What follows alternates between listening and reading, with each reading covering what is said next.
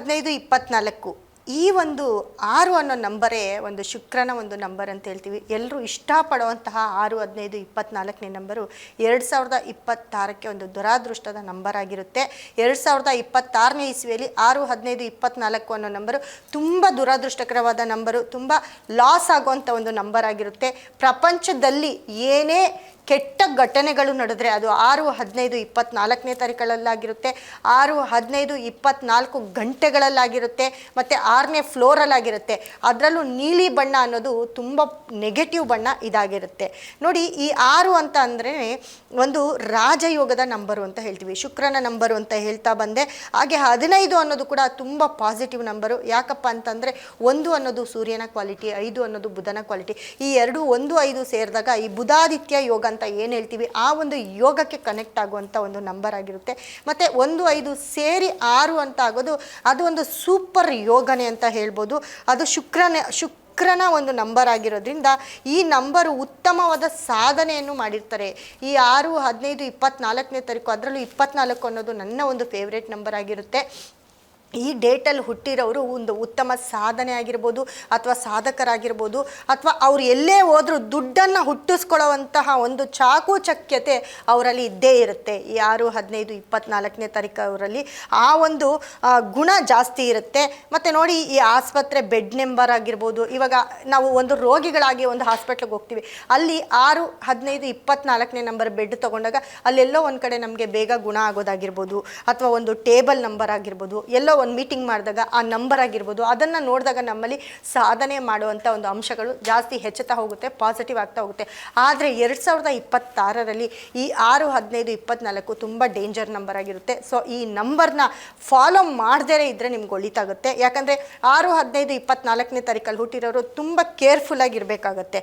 So ಯಾರು ತುಂಬ ಬಡತನದಿಂದ ಬೇಯ್ತಾ ಇದ್ದೀರಾ, ಯಾರು ಕಡು ಬಡವರಾಗಿರ್ತೀರ, ಅವರು 6, 15, 24ನೇ ತಾರೀಕವರು ಆ ಡೇಟ್ನವರು ತುಂಬ ಬಡತನದಲ್ಲಿ ಹುಟ್ಟಿದ್ರು ಕೂಡ ಯಾವುದೋ ಒಂದು ಟೈಮಲ್ಲಿ ನಿಮಗೆ ಎಲ್ಲೋ ಒಂದು ಕಡೆ ನೀವು ರಿಚ್ ಪೀಪಲ್ ಆಗುವಂತಹ ಒಂದು ಕ್ವಾಲಿಟಿ ಅತಿ ಹೆಚ್ಚಾಗಿರುತ್ತೆ. ಅಂದರೆ ನಿಮ್ಮ ಸಾಧನೆಯೇ ನಿಮ್ಮನ್ನು ಬೆಳಕಿಗೆ ತರುತ್ತೆ.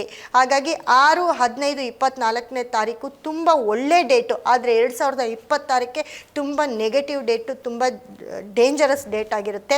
ನೋಡಿ, ಯಾವುದೇ ಒಂದು ಶುಭ ಕಾರ್ಯಕ್ರಮಗಳಲ್ಲಿ, ಶುಭ ಸಮಾರಂಭಗಳಲ್ಲಿ 6, 15, 24ನೇ ತಾರೀಕವರು ಅವರು ತುಂಬ ಫಾಲೋ ಮಾಡಬೇಕಾಗಿರೋ ನಂಬರು ಅಂತಂದರೆ ಈ ವರ್ಷ 2026ರಲ್ಲಿ 3 ಅನ್ನೋ ನಂಬರ್ನ ಫಾಲೋ ಮಾಡಬೇಕಾಗುತ್ತೆ. 3 ಅನ್ನೋ ನಂಬರ್ನ ಫಾಲೋ ಮಾಡಿ ಅತಿ ಹೆಚ್ಚು ಎಲ್ಲೋವನ್ನು ಬಳಸ್ತಾ ಹೋದರೆ ಖಂಡಿತ ನಿಮಗೆ ಎಲ್ಲೋ ಒಂದು ಕಡೆ ಪಾಸಿಟಿವನ್ನು ಕೊಡುತ್ತೆ. ಯಾಕಂದರೆ 2026ರ ರಾಜಯೋಗದ ನಂಬರು 3 ಆಗಿರುತ್ತೆ. ಮತ್ತು ಅತಿ ಹೆಚ್ಚು ನಿಮಗೆ ಈ ಹೊಸ ಬಟ್ಟೆ ಹಾಕ್ಕೋಬೇಕು. ಯಾಕಂದರೆ 6, 15, 24ನೇ ತಾರೀಕವರು ಯಾವಾಗಲೂ ಲಕ್ಸುರಿಯಾಗಿರಬೇಕು ಅಂತಾರೆ.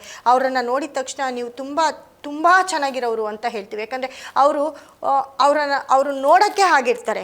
ಅವರು ತುಂಬ ಸಾಮಾನ್ಯ ಮನೆತನದವರಾಗಿರ್ಬೋದು, ಕಡು ಬಡವರಾಗಿರ್ಬೋದು, ಆದರೆ ಅವ್ರನ್ನ ನೋಡಿದ ತಕ್ಷಣ ಲಕ್ಸುರಿಯಾಗೆ ಕಾಣ್ತಾ ಹೋಗ್ತಾರೆ.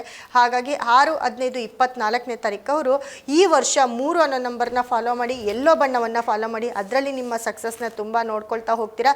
ಮತ್ತು ನೀವೇನೇ ಕೆಲಸ ಮಾಡಬೇಕಾದ್ರೂ ಕೂಡ 6, 15, 24ನೇ ತಾರೀಕವರು ಒಂದಕ್ಕೆ 2 ಸತಿ ಯೋಚನೆ ಮಾಡಿ ಮಾಡಬೇಕಾಗುತ್ತೆ. ಯಾಕಂದರೆ ಮುಂದಿನ ವರ್ಷ 2026 ನಿಮ್ಮ ಮನೆಯಲ್ಲಿ ಸಾವು ನೋವುಗಳು, ಅಪಘಾತಗಳು, ಕಷ್ಟಗಳು ಒಂದೊಂದಲ್ಲ ಎಲ್ಲದರಲ್ಲೂ ಲಾಸ್ನ ತೋರಿಸ್ತಾ ಹೋಗುತ್ತೆ. ಯಾಕಂದರೆ ಈವರೆಗೂ ನಾವು ಕೊಟ್ಟಿರೋ ಪ್ರೆಡಿಕ್ಷನ್ ಪ್ರಕಾರ 2025ರಲ್ಲಿ 2 ಮತ್ತು 9 ಅನ್ನೋದು ಎಷ್ಟು ಡೇಂಜರಸ್ ಅಂತ ಕೊಟ್ಟಿದ್ವೋ, ಅದೇ ರೀತಿ 2026ರಲ್ಲಿ 6 ಮತ್ತು 8 ಅನ್ನೋದು ಅಷ್ಟೇ ತುಂಬ ಡೇಂಜರ್ ನಂಬರ್ ಅಂತ ಹೇಳ್ತಾ ಇದ್ದೀನಿ. ಮತ್ತೊಮ್ಮೆ ಹೇಳ್ತಾ ಇದ್ದೀನಿ, ನಿಮ್ಮ ಒಂದು 6, 15, 24ನೇ ತಾರೀಕಲ್ಲಿ ಹುಟ್ಟಿರೋರು ಖಂಡಿತವಾಗ್ಲೂ ನಿಮ್ಮ ಒಂದು ಏಳಿಗೆಗಾಗಿ ನೀವು ಅತಿ ಹೆಚ್ಚು ಗುರುವನ್ನು ಆರಾಧಿಸಿ, ಎಲ್ಲೆಲ್ಲಿ ಗುರುವಿನ ಒಂದು ಟೆಂಪಲ್ ಇದೆಯೋ ಅಲ್ಲಿ ಹೋಗಿ ಗುರುವನ್ನು ಆರಾಧಿಸಿ ಬೇಡ್ಕೊಳ್ಳಿ. ಮತ್ತು ಮುಖ್ಯವಾಗಿ ಸೂರ್ಯನನ್ನು ಕೂಡ ನೀವು ಆರಾಧಿಸಿ, ಸೂರ್ಯದೇವನನ್ನು ಬೇಡ್ಕೊಳ್ಳಿ. ಆ ಒಂದು ಟೈಮನ್ನು ಪಾಸಿಟಿವ್ ಮಾಡ್ಕೊಳ್ಳಿ, ಸೂರ್ಯನ ಒಂದು ಕಲರನ್ನು ನೀವು ಪಾಸಿಟಿವ್ ಮಾಡ್ಕೊಳ್ಳಿ, ಗುರುವಿನ ಕಲರನ್ನು ನೀವು ಪಾಸಿಟಿವ್ ಮಾಡ್ಕೊಳ್ಳಿ. ಗುರು ಹೋರೆಯಲ್ಲಿ ಯಾವುದಾದ್ರೂ ಒಳ್ಳೆ ಕೆಲಸ ಮಾಡ್ತಾ ಬನ್ನಿ, ಸೂರ್ಯನ ಹೋರೆಯಲ್ಲಿ ಒಳ್ಳೆ ಕೆಲಸ ಮಾಡ್ತಾ ಬನ್ನಿ, ಗುರುವಿನ ದಿಕ್ಕಿನಲ್ಲಿ ಮಲಗಿ, ಗುರುವಿನ ದಿಕ್ಕಿನಲ್ಲಿ ಕೂತ್ಕೊಂಡು ಊಟ ಮಾಡಿ.